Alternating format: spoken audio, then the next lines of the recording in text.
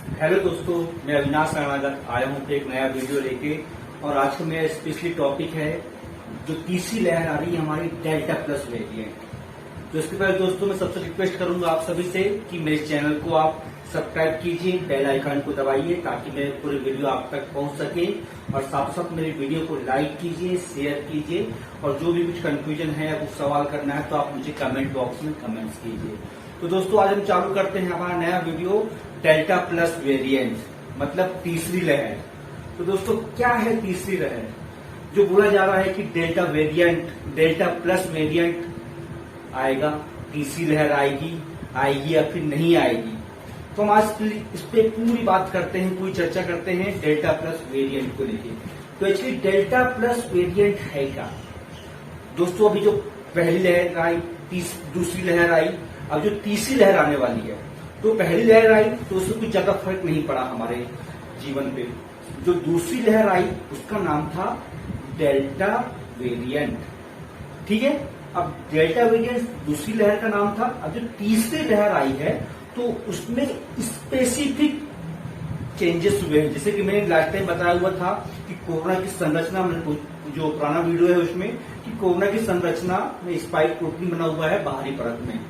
तो इस बार क्या हुआ है, तीसरे जो म्यूटेशन आई है इस बार, ये जो तीसरा वेरिएंट आया है इसमें स्पाइक प्रोटीन में बहुत से बदलाव हुए हैं। मतलब ये और भी ज्यादा खतरनाक हुआ है। स्पाइक प्रोटीन में बहुत सारे चेंजेस हुए हैं। इसका जो बाइंडिंग होता है लंग्स के साथ वो बहुत ज्यादा हुआ है। मैं थोड़ा बताऊंगा और आपको आगे इस मैटर में। इसके पहले जान लेते हैं हम कि डेल्टा प्लस वेरिएंट के लक्षण क्या क्या हो सकते हैं। तो दोस्तों इसके लक्षण, बहुत से लक्षण तो जो सेकेंड वेव थी हमारी, जो दूसरी लहर जो अभी आई थी और जो चल भी रही है, तो उसी के समान ही कुछ लक्षण थे। लेकिन स्पेसिफिक लक्षण इसके ऐसे हैं कि हाथ पैर में चट्टे पड़ जाना, उंगलियों का रंग बदल जाना, ठीक है, साथ में घबराहट होने लगना, उल्टी ऐसे जी करने लगना, ये स्पेसिफिक लक्षण है। बाकी जो सेकेंड वेव में जो हमारे लक्षण थे, सांस भरना, ऑक्सीजन सैचुरेशन कम हो जाना और साथों साथ हमारा थकावट होना, कमजोरी आ जाना, ये सब लक्षण हैं। ये लक्षण बिल्कुल रहेंगे। लेकिन बस जो स्पेसिफिक लक्षण देखे गए हैं थर्ड वेव में, डेल्टा प्लस वेरिएंट में, स्पेशली यही है कि उंगलियों का रंग बदल जाना, चट्टे पड़ जाना, ये स्पेसिफिक लक्षण हो गए, ठीक है। अब हम बात करते हैं कि डेल्टा प्लस वेरिएंट काम कैसे करता है, ठीक है। डेल्टा प्लस वेरिएंट की कार्यशैली किस टाइप से है? तो दोस्तों ये करता क्या है, जो हमारी फर्स्ट लहर आई हुई थी, सेकेंड लहर आई हुई थी, उसकी तुलना में और भी ज्यादा खतरनाक है। इसका जो कहा जाए कि लंग्स के साथ जो बाइंडिंग है, मतलब लंग्स के अंदर, हमारे फेफड़ों के अंदर घुसने की जो क्षमता है, ये उस जो पुरानी लहर थी हमारी, जो सेकेंड कोरोना था, उसकी तुलना में कई गुना ज्यादा है। बोलते हैं 50 गुना ज्यादा है। तो 50 गुना ज्यादा मतलब समझ जाओ कि अभी कितना खतरनाक हो सकता है, ठीक है दोस्तों। तो मतलब करता क्या है, ये टोटली बहुत कम समय के अंदर ये लंग्स को डैमेज कर डालता है, पूरा का पूरा बर्बाद कर डालता है, जिसकी वजह से क्या होता है कि केस सीवियर हो जाता है। अब बात करें हम कि तीसरी लहर के अंतर्गत जो हमारा डेल्टा प्लस वेरिएंट आया हुआ है, ये हमारी वैक्सीन हमें लग गई है, तो इस पे असरकारक है या फिर नहीं है। तो दोस्तों डेल्टा प्लस वेरिएंट करता क्या है, अगर हमारे शरीर के अंदर कोई भी ऑलरेडी मोनोक्लोनल एंटीबायोटिक, ठीक है, मोनोक्लोनल एंटीबॉडीज में लास्ट में बताऊंगा क्या होती हैं, और साथ में हमारी वैक्सीन के कारण जो एंटीबॉडीज डेवलप हुई हैं, उन सब की कार्य क्षमता को 20% तक गिरा देता है। मतलब समझ रहे हैं, मतलब 20 गुना उसको गिरा देता है। जैसे कि हम बात करें हमारी वैक्सीन की, कोविशील्ड की, कोवैक्सीन की, अगर कोविशील्ड की हमारी इफिकेसी अगर 81% है तो 20% उसकी इफिकेसी को गिरा देगा। मतलब हमारे पास सिर्फ इफिकेसी कितनी रह जाएगी, ओनली 61%। ऐसे ही कोवैक्सीन की 78-79% इसकी इफिकेसी है। तो क्या हो जाएगा, अगर जिसको डेल्टा प्लस वेरिएंट हुआ है तो उस कंडीशन में इफिकेसी सिर्फ हो जाएगी इसकी ओनली 58-59, समझ गए। मतलब 20% तक इफिकेसी को गिरा देता है।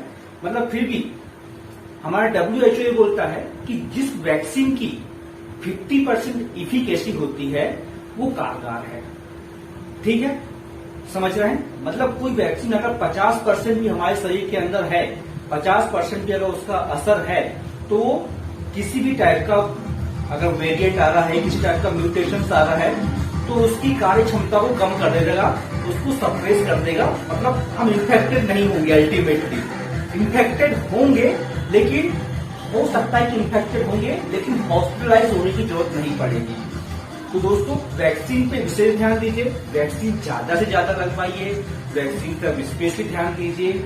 और दोस्तों सबसे महत्वपूर्ण बात, ये तीसरी लहर जो आ रही है, कहा जा रहा है कि तीसरी लहर आएगी या फिर नहीं आएगी, तो इसमें दो मत की बात ही नहीं है। तीसरी लहर आएगी क्या, आ चुकी है। अभी देखिए हमारे पूरे इंडिया में लगभग आज की तारीख में 55-56 केसेस आ चुके हैं डेल्टा वेरिएंट के।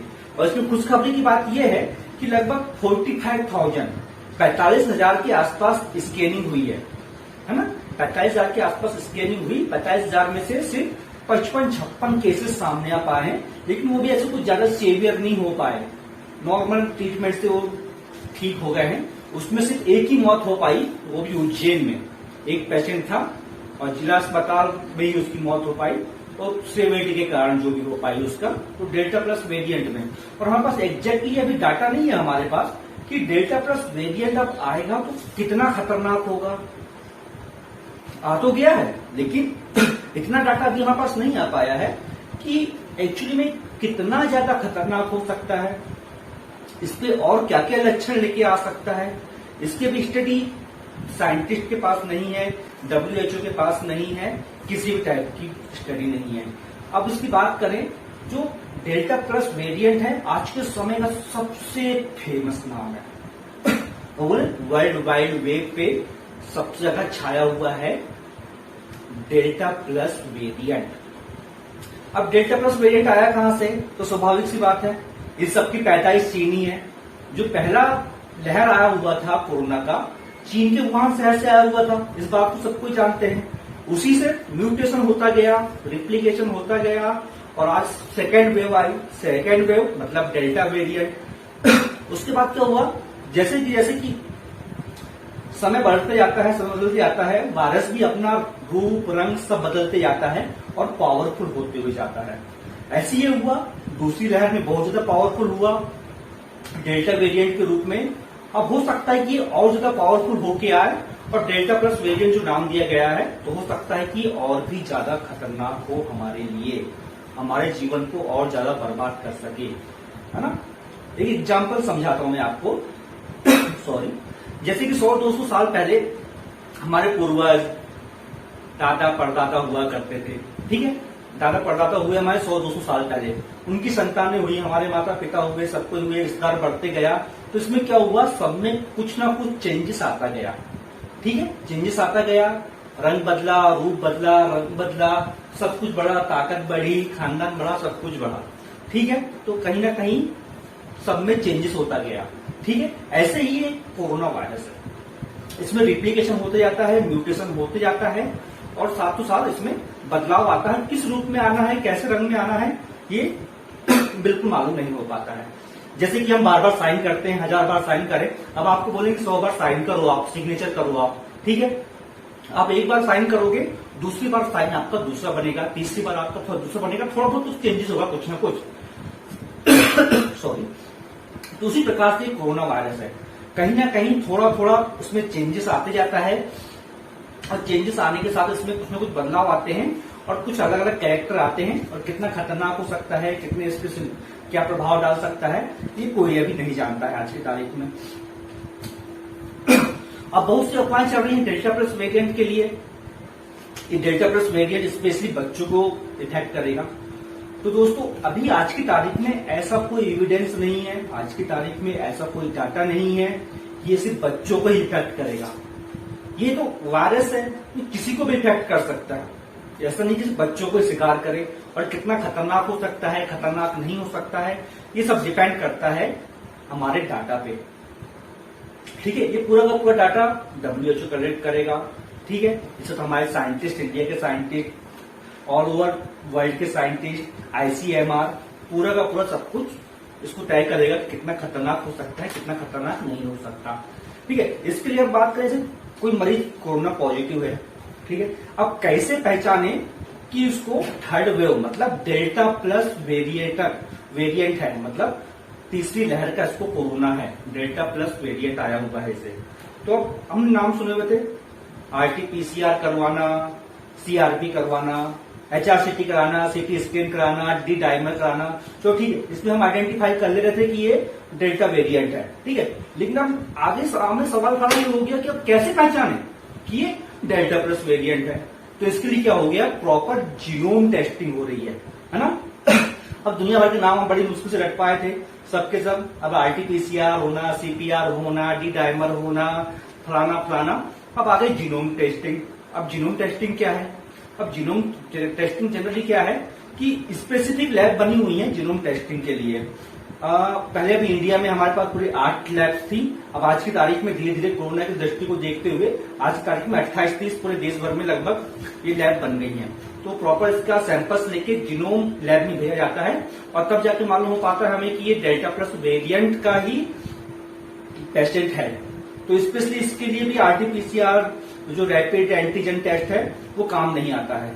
तो दोस्तों ये हो सकता है कि आने वाले समय में और भयानक रूप ले ले, जैसे कि सेकेंड वेव आई हुई थी, इसने इतने गंदे तरीके से ड्राइव किया, इतने गंदे तरीके से अपनी लहर को चलाया कि सब तबाह कर दिया। जिसमें हमने अपने बहुत से को खो दिए, बहुत से अपने करीबों को खो दिए, अब बहुत से अपनों को खो दिए, मैंने अपना बहुत कुछ खो दिया, अपना कलेजे का टुकड़ा खो दिया, अपनी माँ को खो दिया। ये अब मेरी जिंदगी की सबसे बड़ी क्षति हुई है इसमें। अब दोस्तों खैर इस चीज को अब छोड़िए, तो देखिए इस तबाही से अब हमें बचना है।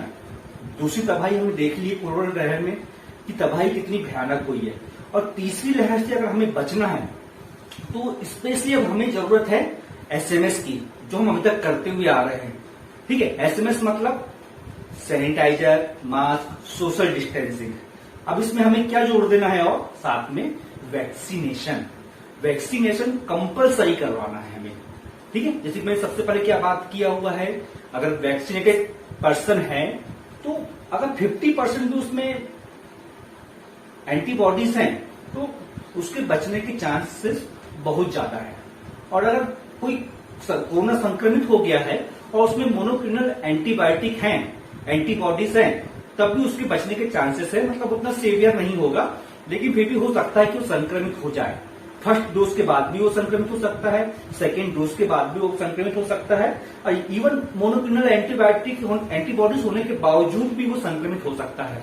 अब ये डिपेंड ही करता है इस पे कि ये किस हद तक संक्रमित हो सकता है और किस हद तक इसकी सीवियरिटी बढ़ सकती है। तो फिर मैं बार बार बोल रहा हूं कि इसका कोई भी डाटा अभी हमारे पास नहीं है, इवन ना साइंटिस्ट के पास भी नहीं है वर्ल्ड वाइड लेवल पे। तो दुनिया भर की अफवाहों से दोस्तों बचे। अब मैं बहुत से यूट्यूब में देखते रहता हूं, यूट्यूब में बहुत से बना के डाले हुए हैं, आप वैक्सीन लगाओगे 2 साल बाद आप मर जाओगे, आपकी हड्डियां गल जाएंगी, नामर्द हो जाओगे, आपके रक्त में थक्का जम जाएगा। अरे ये ज्ञान देता कौन है आपको? मतलब यूट्यूब में पब्लिसिटी पाने के लिए कुछ भी। अब क्यों लोगों को भ्रमित कर रहे हो, जब हमें जरूरत है सबसे ज्यादा वैक्सीनेशन करवाने की, उस कंडीशन में आप लोगों को भ्रमित कर रहे हो, पब्लिसिटी पाने के लिए कुछ भी कर रहे हो ऐसे लोगों को। इसलिए आप सबको जागरूकता लाइए कि वैक्सीनेशन जरूरी है। पूरा का पूरा तीसरी लहर को लाड़े से बचाने के लिए पूरा का पूरा जिम्मेदारी हमें ले लेना है, और पूरी का पूरा तीसरी लहर को आने से रोकने के लिए हम ही जिम्मेदार हैं। ठीक है, मतलब इसे रोकना है तो कौन रोक सकता है? सिर्फ हम ही रोक सकते हैं। प्रॉपर हैंड सैनिटाइज कीजिए, मास्क लगाइए, सोशल डिस्टेंसिंग रखिए, भीड़ भाड़ वाली जगह में जाने से बचिए, वैक्सीनेशन करवाइए। ठीक है, ये महत्वपूर्ण बात है। अब मैं मार्केट में देखता हूं लोग आप तो ऐसे भीड़ लगा के घूम रहे हैं, बिना मास्क के घूम रहे हैं, जैसे कुछ हुआ ही नहीं है। भैया कितना खतरनाक है, उससे पूछो जिसने अपना कोई खोया है, जिसने इसे करीब से देखा है कोरोना को। मतलब सबसे ज्यादा कोरोना फैलाने के लिए कौन जिम्मेदार है? आप लोग ही, जो मास्क नहीं लगा रहे हो, प्रॉपर हैंड सैनिटाइज नहीं कर रहे हो। शादी ब्याह चालू हो गई है, नगाड़े बज रहे हैं, ये बज रहे हैं, लोग बाग इतनी भीड़ लगाए हुए हैं जैसे कि कोई भीड़ बकरी हो। मतलब ये क्या है भैया? दूसरे परिणाम देखिए, इनका समझ में नहीं आया कि हुआ क्या है, लेकिन नहीं, उसकी परवाह नहीं है। हम और न्योता दे रहे हैं, इनवाइट कर रहे हैं कि आजा तीसरी लहर आजा, हम और देखेंगे, और तमाशा देखना है, हमें मौत का तांडव देखना है और कैसे क्या होना है। तो दोस्तों निवेदन करता हूं मैं कि प्रॉपर हैंड सैनिटाइज कीजिए, मास्क लगाइए, सबसे महत्वपूर्ण मास्क लगाइए, और महत्वपूर्ण एक चीज और, वैक्सीनेशन भी जरूर कराइए, है ना। जैसे कि बात किया था मैंने आप सभी से मोनोक्लोनल एंटीबॉडीज की, तो मोनोक्लोनल एंटीबॉडीज में ज्यादा कुछ बताने की जरूरत नहीं है दोस्तों। मोनोक्लोनल एंटीबॉडीज वो एंटीबॉडीज हैं अपनी जो जनरली नेचुरली हमारे शरीर के अंदर बन गई हैं। मतलब हमें कोरोना हुआ और कोरोना होने के बाद कुछ महीनों के लिए ऑटोमेटिकली हमारे शरीर में एंटीबॉडीज डेवलप हो गई, मतलब कोरोना से लड़ने के लिए हमारी एंटीबॉडीज की क्षमता को बढ़ा दी है कोरोना से लड़ने के लिए। तो ये हो गई हमारी मोनोक्लोनल एंटीबॉडीज। भाई बहुत सारी चीजें ऐसी, बहुत सारे नए नए चीज हैं, बहुत सारी नई वर्ड्स हैं जो हमारे सामने आना है अभी, तो उन सबसे हमें सीखना है। बहुत सारी चीजें ऐसी हैं जिसके बारे में हमें जानकारी प्राप्त करना है। और ये डेल्टा प्लस वेरिएंट, अब मैं और समझा दूं थोड़ा सा डेल्टा प्लस वेरिएंट के बारे में, जो तीसरी लहर है ना, स्पेशली ये सबसे पहले कहां से आया था कोरोना, बता दें चीन के वुहान शहर से ही आया था। इसके बाद क्या हुआ, इस टाइप से धीरे धीरे फैलता गया, और जो डेल्टा वेरिएंट जो पाया गया सिर्फ हमारे इंडिया में ही पाया गया, ठीक है। बाकी फिर अल्फा बीटा गामा अलग अलग कंट्रीज में, अलग अलग महाद्वीप में अलग अलग पाया गया, ठीक है। अब ये जरूरी नहीं कि अब जो डेल्टा प्लस वेरिएंट आया हुआ है स्पेशली इसमें डेल्टा प्लस के ही गुण हो सकता है कि इसमें कुछ अल्फा वेरिएंट भी मिला जुला हो, क्योंकि बीटा वेरिएंट भी मिला जुला हो। मतलब ये जो आ सकता है ना, मतलब जो आ ही गया है, लेकिन फिर भी हमें उसे अभी पूरा आइडेंटिफाई करने में और पूरा का पूरा उसका स्टडी करने में भी समय लगेगा। तो जो अब आ ही गया है तब उसमें हो सकता है कि जैसे कि अभी अफ्रीका में आया हुआ है तो अल्फा वेरिएंट आया हुआ था, तो ठीक है, उसने ही बहुत तबाही मचाया हुआ, तो ठीक है, तो उसी के गुण इसमें हो सकते हैं। अब ये नहीं कि बाहरी कंट्री है तो कैसे आएगा, तो भैया जब चीन से आ गया, न्यूजीलैंड से आ गया, अमेरिका से आ गया, ब्रिटेन से आ गया, तो वहां से क्यों नहीं आ सकता, स्वाभाविक सी बात है आ सकता है। तो हो सकता है उसके भी गुण हो। तो साइंटिस्ट ने इसको स्टडी किया और इसके बहुत सारी स्टडी करने के बाद, सब कुछ आइडेंटिफाई करने के बाद इसका साइंटिफिक, इसका जो जेनेटिकल नेम होता है वो मालूम किया। तो इसका जेनेटिकल नेम होता है K417N, ठीक है, समझ गए। मतलब इसका ज्यादा ध्यान मत दीजिए, अल्टीमेटली क्या हुआ, ये इसका जेनेटिकल नेम हो गया। अब इसे नाम क्या दे दिया, सेकेंड लहर थी डेल्टा वेरिएंट, तो इसको नाम क्या दे दिया अब ये डेल्टा प्लस वेरिएंट, ठीक है। तो इसी टाइप से तीसरी लहर आएगी, आ ही गई है, समझिए आप। 55-56 लोग, जैसे मैंने बताया था पहले आपको कि वो लगभग संक्रमित हो ही गए हैं, तो और संक्रमित होने के चांस ही है, जैसे कि सेकेंड वेव में हमारा हुआ था वैसे ही इस टाइप से होना है, ठीक है।